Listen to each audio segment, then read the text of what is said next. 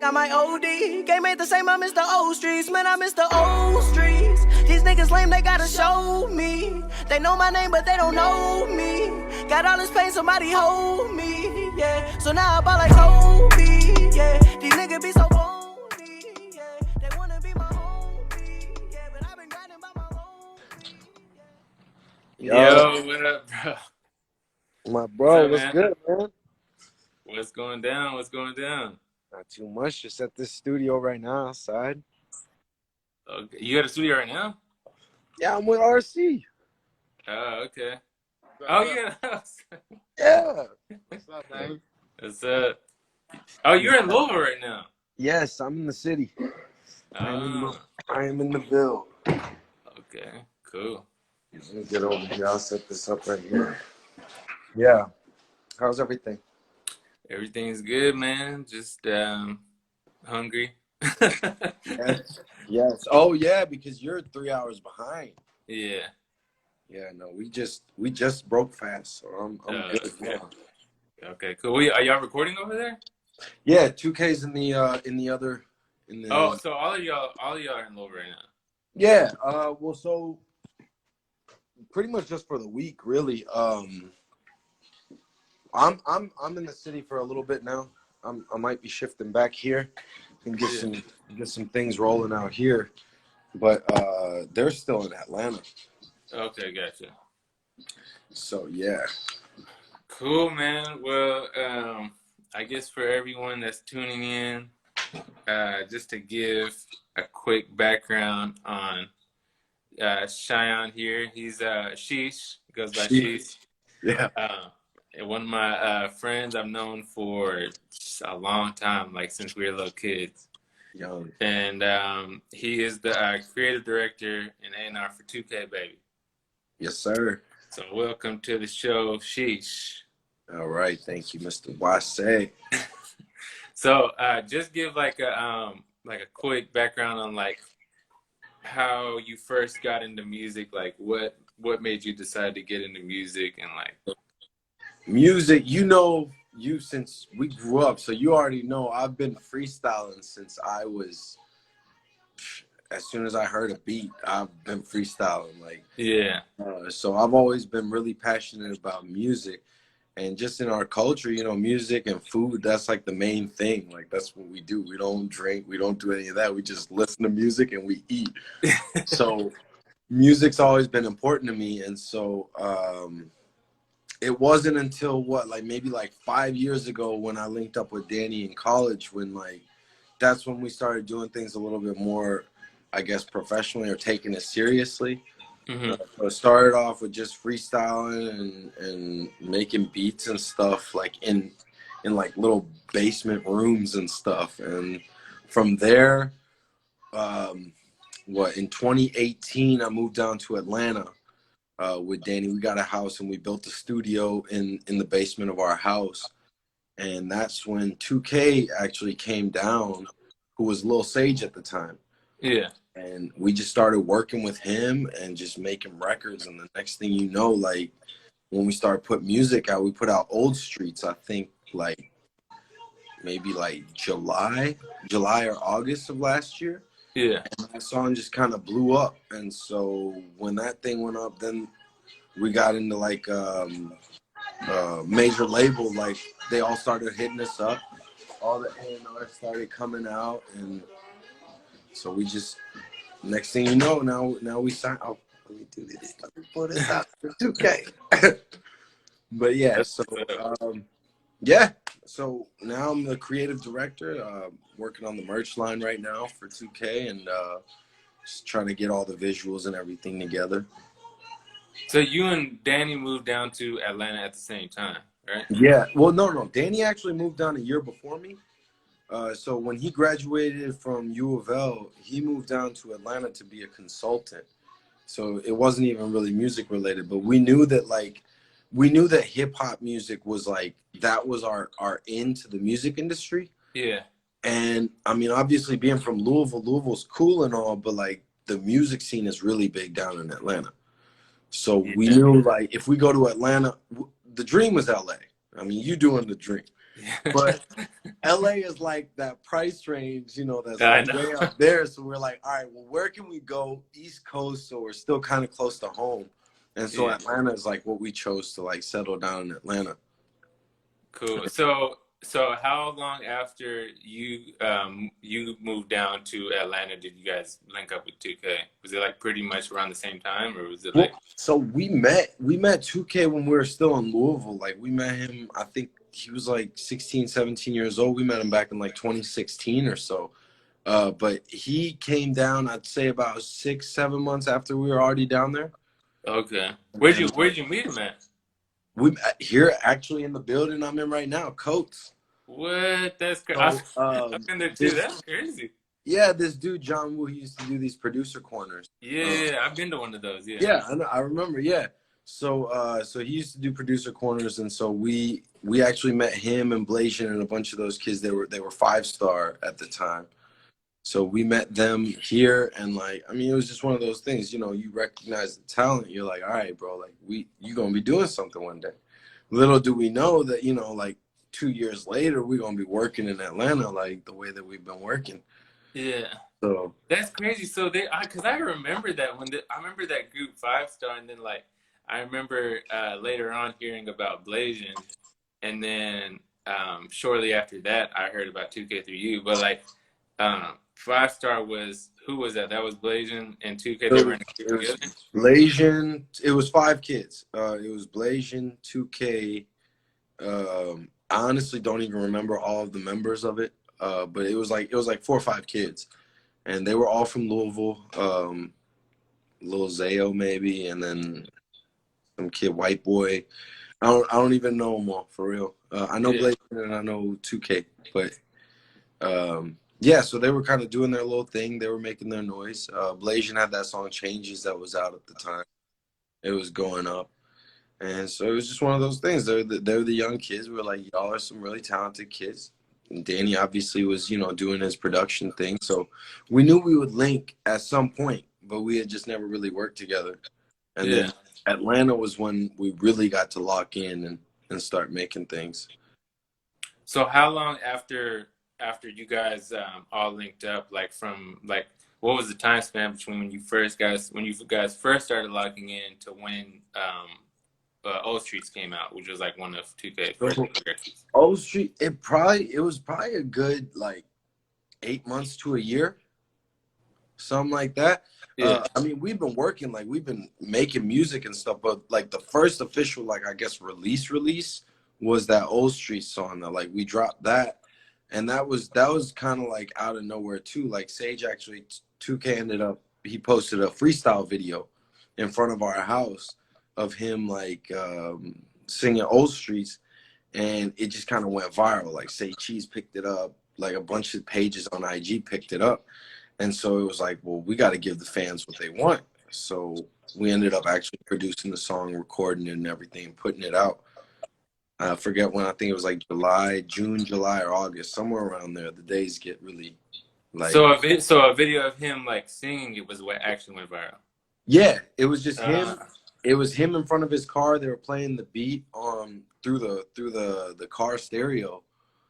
It wasn't even a beat at the time, for real. It wasn't even a finished beat. It was actually one of his brother Busta Keys. It was his first beat that he ever like made. That's crazy. Yeah, it's wild, like how the whole story comes out. Like he he was just freestyling on this beat, and it just went crazy, and everybody's like, oh, feel the pain in his voice, and next thing you know, we've got A&Rs from every major label coming to our basement.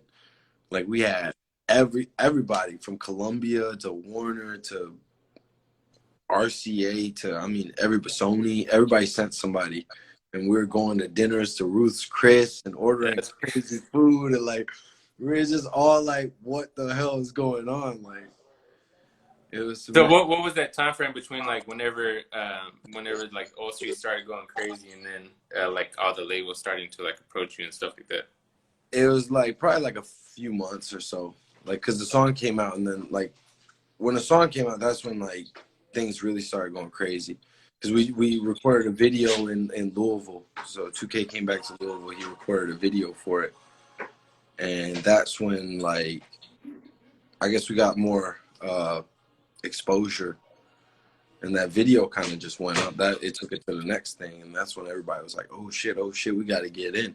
That's when people like KY Engineering hollered out at us, and like a bunch of people that like we looked up to started like reaching out to us, and we're like, oh shit, this is actually doing something. That's dope. So it was tight, and then that's when like put the foot on the gas, started going for it. Dope. That's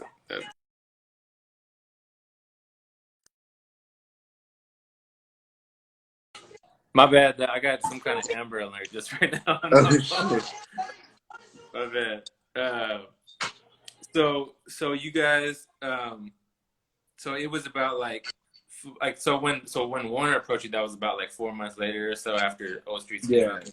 Yeah, something like that. I'd say it was a few months, I think. So can you give us like a run through of like how you got like the process behind doing the Pregame Rituals album? Like how was the process of like that album, like as far as like recording and like production and all that? So that one, like a lot of the songs, because like I said, like we've been working with 2K for so long, like we already had like probably at least 100 songs recorded with him like at the time.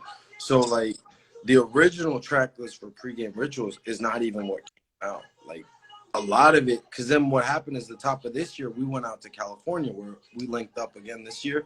Yeah. And so a lot of those songs were made out there while we were in California. Like Half a Milli, for example, that was literally like a week or two before like things were like submitted and stuff.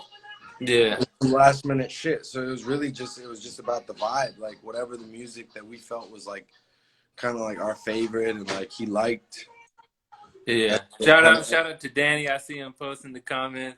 Yeah, he's out here somewhere. The main guys with 2K. So yeah, that's his manager and his executive producer. So they really just kind of been locked in. And man, Danny's been going crazy on these beats, man. Been going crazy. He's working hard, bro. He's on the phone 24/7. Dope. Yeah. All right. Well, so let's see what else. Damn, we just flew through like almost all the questions. I know, man. I had like a whole list of questions typed out for you. You flew through almost all of them. Man. I got going. So the record that we did, Half a Milli. Explain how that record came out. All right. So that record, I love that record. So what happened was, I had asked you to send me some beats for 2K, and you sent me a pack. So what happens is like everybody's asleep at the house. We're out in LA. We're in this dope ass crib, and it's like maybe 2 or 3 in the morning, and the only people awake are me and 2K. And 2K just, he randomly's like, bro, like, I'm not tired. Like, I'm trying to do something. I was like, well, shit, I got some beats for you. So I put on the very first beat I played was that Half a Milli beat. that was actually the first beat I attached to the email too. Exactly. That was the first beat that I played.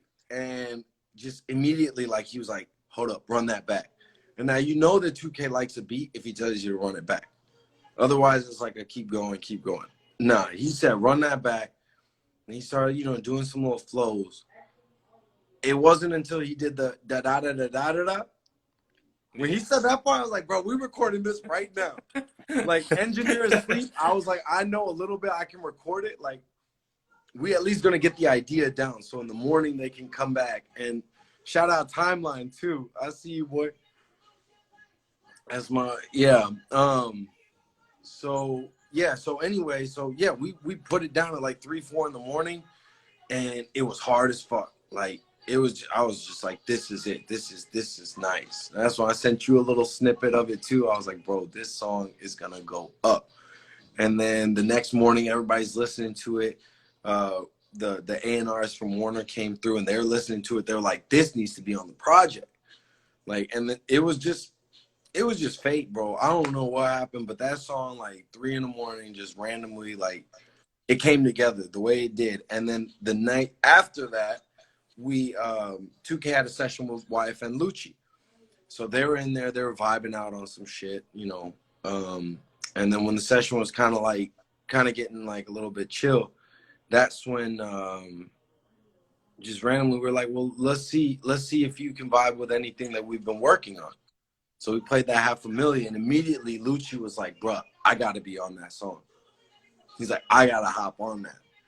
And this is a studio where, dude, Sean Kingston's there. Like there's like 20, 30 people in the studio. And it's like packed full. Like to the point where like the studio owner's like, bro, we gotta clear some people out. It's a fire code violation. Like we gotta do something about this. Oh wow. But it was so hard. And like he went in there and he just kind of like bar for bar, like just went in and he was like punching it in. And Lucci's part ended up really fire. And yeah, next thing you know, like it's on the project now. They got a video shot for it already. So inshallah, I think that's coming out maybe in the next week or two. So I'm excited for that. I'm super hyped. They got this scene where he's in this bathtub full of $100 bills. It's crazy. It's crazy. Damn, that's dope. Yeah, the another part to that story is I remember you texting me like, "What's the key to this song?" Yes. I was like, "Damn, this dude's just literally just recording this song right now." I felt so bad because you were on your honeymoon, dude, and I was like, "Bro, like I don't even know what time it is, wherever you are, like in the Bahamas or where you are, but I'm trying to do this now." Because it was one of those things I didn't want to lose the moment.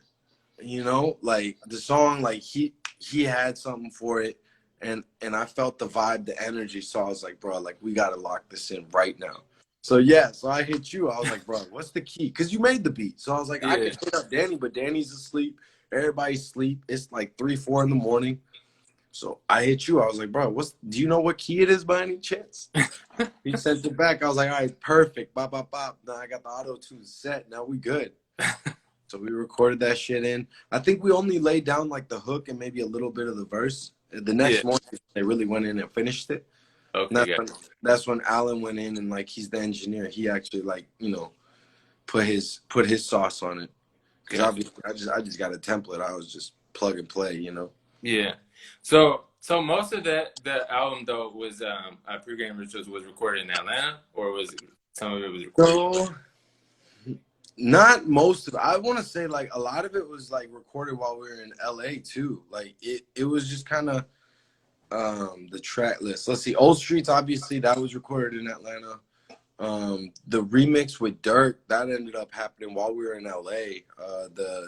The A&R was able to hook that up, so that was lit. Old Soul was actually recorded. That was in Nashville. We linked up with Tay Keith and their people.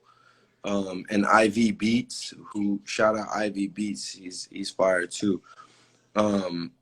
Yeah, Old Soul, which ended up getting G Herbo, which was tight because G Herbo and Lil Durk are like, those are like two of 2K's like favorite artists. Yeah, it was really tight to get those like cosigns, I guess, on the album. Which originally we weren't gonna have any features or anything, but then we even got that YFN Lucci feature, so it ended up coming out pretty strong. Yeah, not dope. But yeah, the songs were recorded all over the place. A lot of these things were made. They were all over. It was just kind of a collection. Some of the songs were taken off, some were put it on. Like $500,000, for example, replaced one of the songs we did in Atlanta, just because it was one of those songs we felt like. It was too powerful. It was such a good song that we had to go on there. Yeah. Plus, I felt emotionally attached to that song. I liked it a lot. We got to do something with that. So so most of the production on the album, was that like producers that it was pretty much all producers that you guys had relationships with? So I want to say all of the beats, except for 2 of them, were produced by Danny and like his brother and like Alan. So it's really the album is mostly in-house, other than Ivy Beats and you. And I think one of the beats was this producer Yayo, who shout out Yayo. He's down in Atlanta. Other than that, it was wholly like executive produced by Danny. Mm-hmm. Most of the things, and then I know like Old Streets, for example, was produced by Busta, who is 2K's brother. and Danny Okay, gotcha. and Alan. So most of the things that we do are in house. Like a lot of things, because we've got the production, the engineer, everybody. Just we were living in the same house, you know. Yeah. So a lot of things just happen because we're all there. Yeah.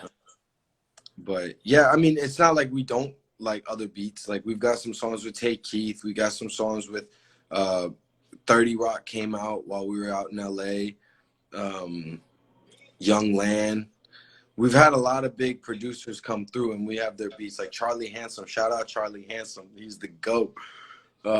We got some good shit like in the works with them.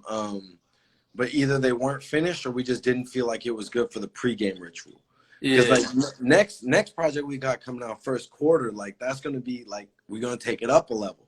Right. You know, this was just the intro. This was his EP like coming out. So we didn't want it to be too strong, you know, but at the same time, it's I think it's a good embodiment of 2K. Yeah. And it's like a good introductory album. Gotcha.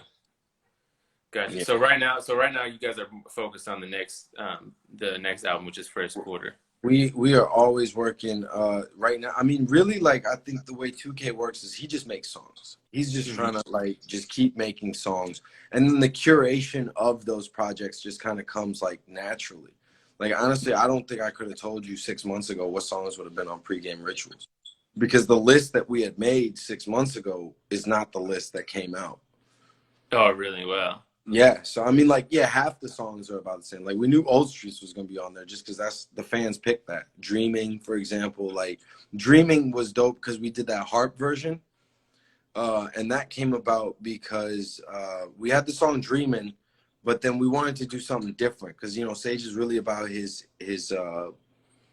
like those freestyle videos on IG. So we actually had a harpist or harp dude, whatever you want to call him. Shout out, I forgot his name, but he came out to Atlanta and he actually played the harp and did a video. That's crazy. And like it was like a whole little video, and so that kind of went viral a little. So we're like, well, the fans really like it, so we want to put that on there too. So we made an official. We actually recorded it properly in the house, and like that was a nice production. That was yeah, Danny worked hard on that shit. But yeah, so it was just kind of like it pieced together. It fell in place on its own. Like, it's hard to explain. It just kind of did its thing. Yeah. How many records were recorded like overall compared? Because I know how many songs are on the album. Like the EP, I think in total it might be like 10 tracks. How many songs were recorded before you cut it down to the 10? Oh, I mean, in the vault, like he probably got over 100 songs easy. Like maybe close to 200 now. Like every day, like he's in there working on 2 or 3 songs right now. Yeah. And the way he's going is like he just laid down a hook, got bored with it, so now he's on a second song. Yeah. And then he might go back to that one before we leave. So it's just about the vibe. Like if he's feeling it, then he's gonna go in and he's gonna knock it out. Super talented kid though. Like he just goes in and he just knocks the shit out. So overall, like I know you've been in Atlanta. You've been in Atlanta and LA, like in the past, like dude, 6, Atlanta, 7 months LA, Louisville, yeah. What overall vibe, like as far as music goes, like for like anybody that's trying to get into music, like either music production or A&Ring, like anything like that, or I guess those are two separate things. Like for like since you're more on the A&R side, like. If it was someone who wants to get going to like A&Ring and stuff like that, or like creative director for an artist, like, do you think it would be better to move to Atlanta or Los Angeles? Yo, LA, if possible, LA is like the move, and that's why like realistically, like that's why I'm back in Louisville, so I can stack up because LA is the move. Like inshallah, by the end of this year or early next year, that's where I'm gonna be living. Yeah. Because I'm gonna be honest with you, those 3-4 months that we lived out there, we did more networking than like the 2 years in Atlanta. I mean, Atlanta was amazing. Don't get me wrong. We met a lot of great people. I see Solo's in here. Shout out Solo. He's a great engineer.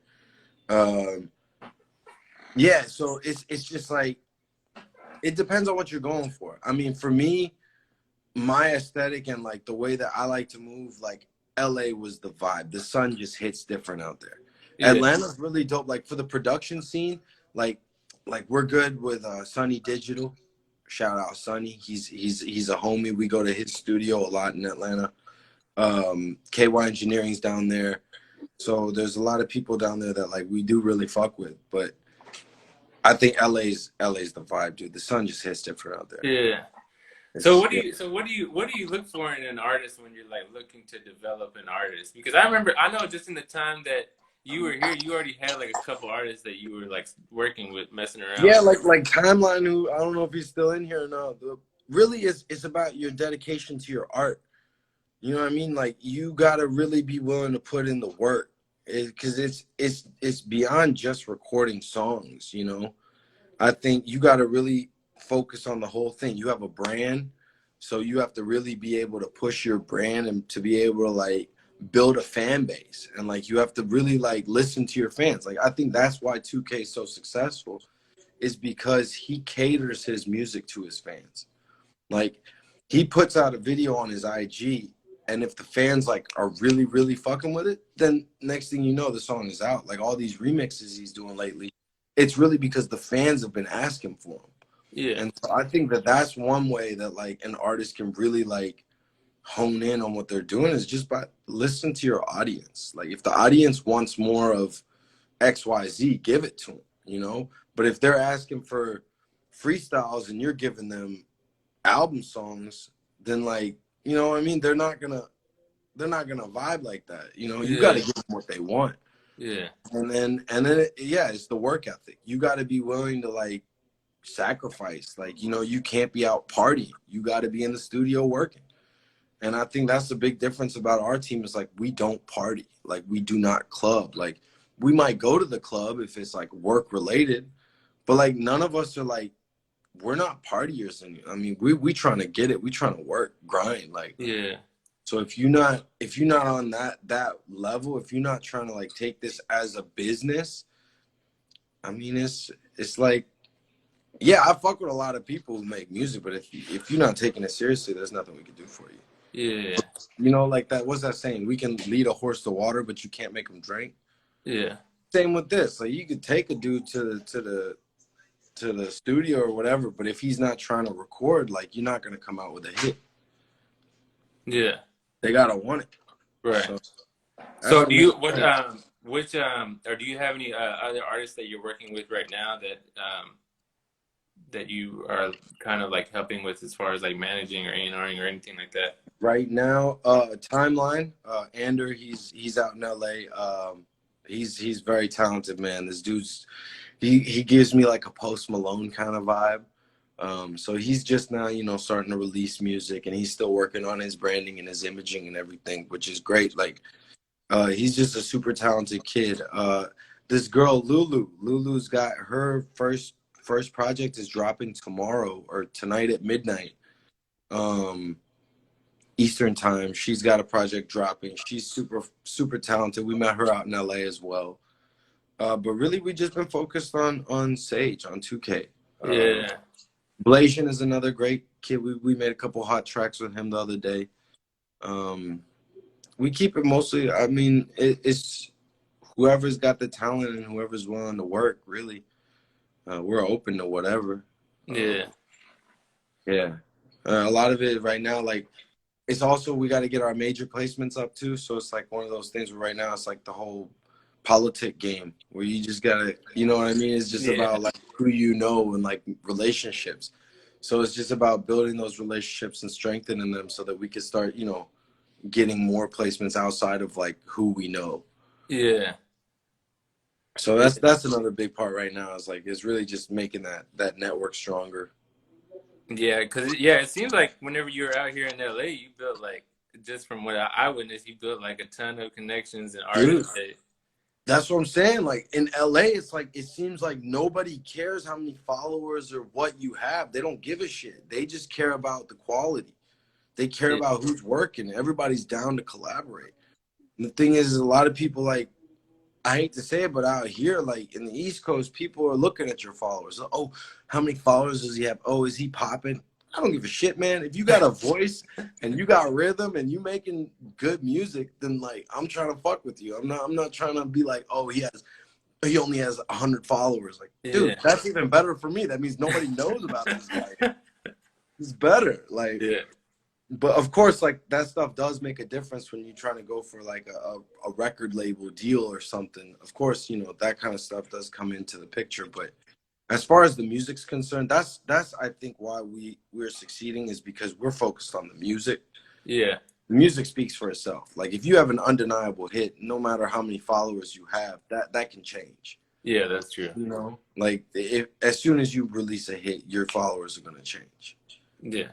So I think by focusing on the music and just making sure that that's like where it should be, like you're gonna have all the success you need. Yeah. Yeah. Cool, man. Well, we flew through a majority of the questions I had. Yeah. So we'll end it off with like what would be your best advice for anyone who's looking to get into like a music like creative director A&R role like you're like what you're doing? Like what would be the best piece of advice you could give? Man, just go for it. Like I mean, I know it's so cliche to say because it's everybody says that, but like, I mean, I honestly followed your footsteps, man. You moved to LA, like from Louisville, Kentucky. You were like, bro, I'm a music producer. I'm going to LA. I'm going to do it. Like, fuck it. Even if I fail, like, I'm going to do it. Same with me. Like, I had a grocery store in Louisville. I sold that shit to go chase this to Atlanta. There's nothing else that I could say is just go for it. Like, I mean, obviously you can't just like drop it. You got to have some sort of a plan, you know, but at the same time, like, just believe in yourself and just go for it. Like, because at the end of the day, if it's something that you really do love and like, you know, I mean, obviously if you're not good at it, then maybe you should get good at it before you quit everything. So have like a fallback plan or something. But at the end of the day, man, I like support people just going for it. Like that's what we ended up doing. Like I dropped everything so that I could follow this dream, and alhamdulillah, like it actually, you know, worked out in our favor. Like now we're actually doing this at a level like people are like, whoa, you guys are in the music industry. Yeah. It's like being in the music industry it's a label, dude. Yeah. Because I'm the same dude I was 5 years ago. It's just now like we make music every day as opposed to, you know, like just sometimes it's just about dedicating time to your craft and just trying to improve every day.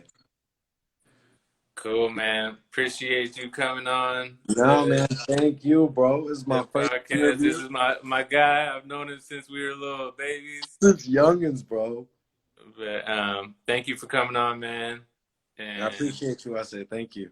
Great success to you and 2K. And to you too, my brother. All right, man. Peace. All right. Love, bro. Peace.